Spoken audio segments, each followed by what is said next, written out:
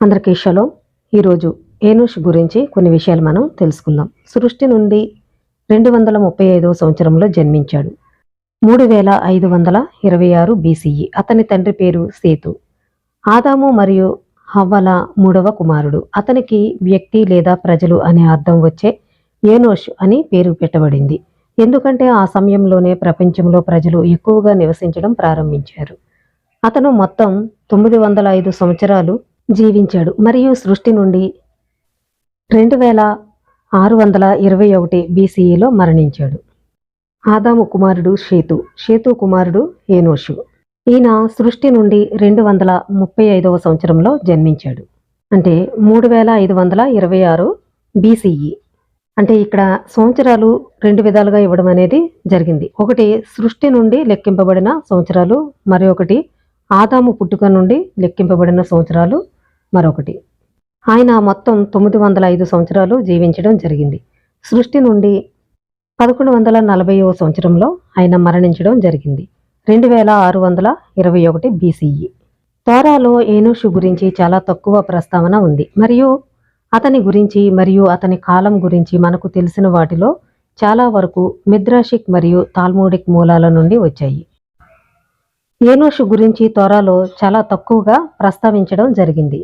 అతని కాలం గురించి మనకు తెలిసిన వాటిలో చాలా వరకు మిద్రాషిక్ మరియు తాల్ముడిక్ మూలాల నుండి వచ్చాయి. షేతుకు ఒక కుమారుడు పుట్టాడు. అతనికి ఏనోషు అని పేరు పెట్టారు. అప్పుడు ఎలోహిం పేరుతో పిలవడానికి హుచల్ అనే పదాన్ని అనువదించకుండా వదిలేశారని గమనించండి.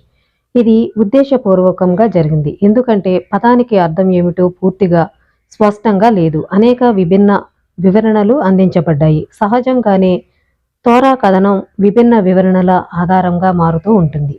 హుచల్ అనేది హీబ్రూ పదం చోల్ నుండి వచ్చింది. దీని అర్థం అపవిత్రం. అప్పుడు ఎలోహిం పేరుతో పిలవడం అపవిత్రమైనది.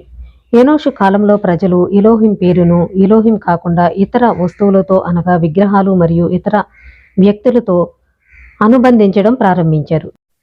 ఫలితంగా ఎలోహిం పేరు అపవిత్రమైంది అని రబ్బీ రాషి గారు వివరించడం జరిగింది. ఇబ్ను ఎజ్రా గారు దీని గురించి కొంత వివరణ అనేది ఇవ్వడం జరిగింది.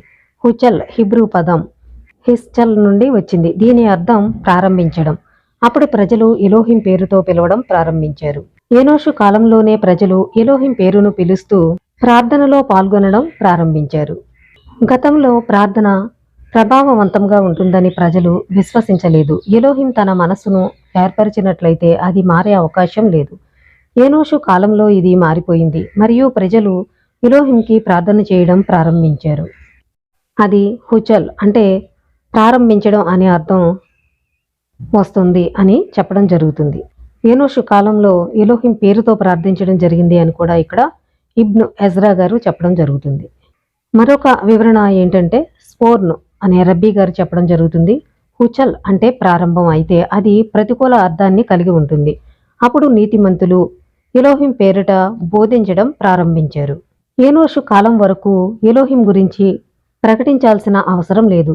అతని ఉనికి మరియు శక్తి గురించి అందరికీ అప్పటికే తెలుసు. అతని కాలంలోనే ఈ జ్ఞానం తగ్గిపోయింది మరియు అతని ఉనికి గురించి తెలిసిన వారికి బోధించాల్సిన అవసరం ఏర్పడింది. విగ్రహారాధన ఏనోషు కాలంలో ప్రారంభమైంది. ఏనోషు కాలంలో మానవజాతి గొప్ప తప్పు చేసింది. ఆ తరంలోని జ్ఞానులు ఆలోచన రహితమైన సలహా ఇచ్చారు. తప్పు చేసిన వారిలో ఏనోషు కూడా ఒకడు. వారి తప్పు ఈ క్రింది విధంగా ఉంది. ప్రపంచాన్ని నియంత్రించడానికి ఎలోహిం నక్షత్రాలు మరియు గోళాలను సృష్టించాడని వారు చెప్పారు. అతను వారిని ఉన్నత స్థానంలో ఉంచాడు మరియు వారిని గౌరవంగా చూశాడు. వారిని తన ముందు పరిచర్య చేసే సేవకులుగా చేశాడు. దాని ప్రకారం వారిని స్తుతించడం మరియు కీర్తించడం మరియు గౌరవంగా వ్యవహరించాడు. ఇది ఎలోహిం యొక్క సంకల్పం.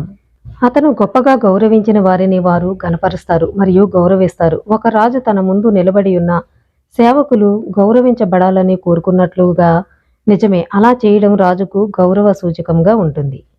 అంటే ఆ కాలంలో ఉన్నటువంటి ప్రజలందరూ కూడా ఏనోషు దగ్గరికి వచ్చి ప్రపంచాన్ని నియంత్రించడానికి ఎలోహిం నక్షత్రాలను మరియు గోళాలను సృష్టించాడని వారు చెప్పడం జరిగింది.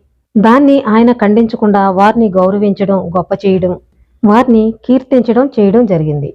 ఈ భావనను గ్రహించిన తర్వాత వారు నక్షత్రాలకు ఆలయాలను నిర్మించడం మరియు వాటికి బలులు ఇవ్వడం ప్రారంభించారు. వారు వారిని పదాలతో స్తుతిస్తారు మరియు కీర్తిస్తారు మరియు వారి ముందు సాష్టాంగ నమస్కారం చేస్తారు. ఎందుకంటే అలా చేయడం ద్వారా వారు తమ తప్పుడు భావన ప్రకారం ఒక సంకల్పాన్ని నెరవేరుస్తారు.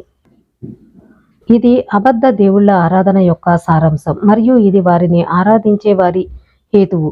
ఈ నక్షత్రం తప్ప వేరే దేవుడు లేడని చెప్పరు. ఈ విధంగా అప్పుడున్నటువంటి ప్రజలంతా కూడా నక్షత్రాన్ని దేవుడిగా వారు పూజించడం అనేది జరిగింది అని రబ్బీ మైమోనిడస్ వివరించడం అనేది జరిగింది. ఏనోషు గురించి మిద్రాష్ ప్రకారం మరొక వివరణ అనేది ఇక్కడ చెప్పడం జరుగుతుంది. ఏనోషు తరం వారు అతని దగ్గరికి వచ్చి, నీ తండ్రి పేరు ఏమిటి అని అడిగారు. దానికి అతను సేతు అని సమాధానం ఇచ్చాడు. నీ తాతగారి పేరు అని అడిగారు. ఆదాం అని చెప్పడం జరిగింది. మరియు ఆదాము తండ్రి పేరు ఏమిటి అని వారు అడగడం జరిగింది. ఏనోషు వారికి అతనికి తండ్రి లేడు అని వివరించాడు. వారు ఏనోషుతో అది ఎలా జరిగిందో చూపించు అన్నారు. అప్పుడు ఏనోషు కొంత మట్టిని తీసుకుని ఒక వ్యక్తి యొక్క రూపాన్ని ఏర్పరచుకున్నాడు మరియు దుష్టాత్మ అతని నాసికా రంధ్రాలలోనికి ప్రవేశించి అతను సజీవుడైనాడు. ప్రజలు దీనిని తమ దేవుడిగా ప్రకటించారు మరియు వారు దానిని విశ్వసించారు.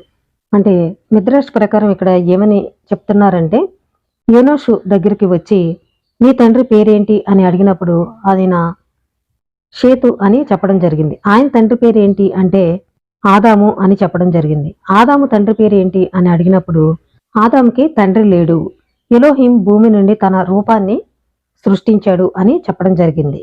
అది ఎలా సాధ్యం, అది నీవు కూడా చేసి చూపించు అని అడిగినప్పుడు ఏనోషు ఆ విధంగా చేసి చూపించాడు. అప్పుడు ఆ బొమ్మని వారు దేవుడిగా భావించడం జరిగింది. అప్పటి నుంచి విగ్రహారాధన ప్రారంభమైంది. దాని ఫలితంగా ఏనోషు కాలంలో 4 విషయాలు మారాయి అని చెప్పడం జరుగుతుంది. 1, పర్వతాలు రాతిగా మారాయి. 2, చనిపోయిన వారు కుళ్ళిపోవడం ప్రారంభించారు. 3, ప్రజల ముఖాలు కోతుల ముఖాలలా మారాయి. 4, ప్రజలు దుష్ట శక్తి బారిన పడ్డారు అని చెప్పడం జరుగుతుంది. అప్పటి నుండి మంత్ర విద్య మరియు చేతబడి అతని కాలంలో విస్తృతంగా వ్యాపించింది అని కూడా చెప్పడం జరుగుతుంది. నోవాహు జలప్రళయం వచ్చే సమయం వచ్చినప్పుడు ప్రజలు తమ మంత్ర శక్తులపై ఉన్న నమ్మకం కారణంగా నోవాహు హెచ్చరికలను పట్టించుకోలేదని వారు చెప్పడం జరుగుతుంది. అంటే వారు మంత్ర విద్యను నేర్చుకుని చేతబడులు చేయడం అనేది మొదలుపెట్టారు. అందుకే నోవాహు జలప్రళయం వస్తుందని 120 సంవత్సరాలు వారికి చెప్పినా వారు ఎవరూ కూడా వినలేదు. ఎందుకంటే మాకు మంత్రశక్తులు ఉన్నాయి కాబట్టి మేము రక్షింపబడతాము అనుకుని ఆయన మాట వినలేదు, ఎలోహింని నమ్మలేదు. సృష్టి నుండి 1656వ సంవత్సరంలో నోవాహు కాలంలో సంభవించిన గొప్ప జలప్రళయం గురించి చాలా మందికి తెలుసు. అది చరిత్రలో మొదటి మహా వరద కాదు. దానికి ముందు ఏనోషు కాలంలో చాలా గొప్ప ప్రళయం వచ్చింది. ఆ తరం చేసిన పాపాలకు శిక్షగా ఎలోహిం సముద్రం పొంగి పొర్లుతూ ప్రపంచంలోని 3వ వంతును ముంచివేసింది. మిద్రాష్ వారి విగ్రహారాధన ప్రవర్తనకు ప్రత్యక్ష ప్రతిస్పందనగా ఈ శిక్షను టైట్ ఫర్ టాట్ గా చూస్తారు. వారు విగ్రహారాధన చేయడం వల్ల 4 విషయాలు జరిగాయి ఆ సమయంలో అని చెప్పడం జరుగుతుంది. అంటే పర్వతాలు రాతిగా మారిపోవడం జరిగింది, చనిపోయిన వారు కుళ్ళిపోవడం ప్రారంభించారు, ప్రజల ముఖాలు కోతుల ముఖాలులా మారాయని చెప్పడం జరుగుతుంది, ప్రజలు దుష్ట శక్తుల బారిన పడ్డారు అని కూడా ఇక్కడ చెప్పడం జరుగుతుంది. నోవాహు సమయంలో వచ్చిన వరద గురించి అందరికీ తెలుసు, కానీ ఏనోషు టైంలో కూడా గొప్ప జలప్రళయం వచ్చిందని చాలా మందికి తెలియదు. మీరు ఒక క్రొత్త సృష్టిని చేశారు మరియు దానిని నా పేరుతో పిలిచారు. నేను కూడా క్రొత్తదనాన్ని వరద నీరు సృష్టించి నా పేరుతో పిలుస్తాను అని ఆ విధంగా వరద రప్పించడం అనేది జరిగింది. ఎందుకంటే క్రొత్త సృష్టిని చేశారు అంటే విగ్రహారాధన చేయడం అనేది జరిగింది. ఆమోసు 5:8. ఈ తీవ్రమైన సంఘటన విగ్రహారాధన ప్రపంచం స్థిరమైన క్షీణతలో కొనసాగింది. వారి పాపాలకు శిక్షగా భూమి తక్కువ సారవంతం కావడంతో ఆ కాలంలో భయంకరమైన కరువు వ్యాపించిందని చెబుతారు. ఇది నోవాహు కాలం వరకు కొనసాగిందని చెబుతారు. నోవాహు కాలంలో మొదట నాగలి కనుగొనబడింది. ఇది వ్యవసాయ ప్రక్రియను గణనీయంగా సులభతరం చేసింది. వారు విగ్రహారాధన అనేది చేయడం వల్ల భూమి సారవంతంగా లేకపోవడం అనేది జరిగింది. ఆ కాలంలో కరువు రావడం కూడా జరిగింది. ఈ విషయాలన్నీ తోరాలో లేవు, కానీ ఏనోషు గురించి తోరాలో చాలా తక్కువగా ప్రస్తావించడం జరిగింది. అతని కాలం గురించి మనకు తెలిసిన వాటిలో చాలా వరకు మిద్రాషిక్ మరియు తాల్ముడిక్ మూలాల నుండి వచ్చాయి. ఇలాంటి విషయాలు మీరు తెలుసుకోవాలనుకుంటే నా ఛానల్ని సబ్స్క్రైబ్ చేయండి. అందరికీ షలోం.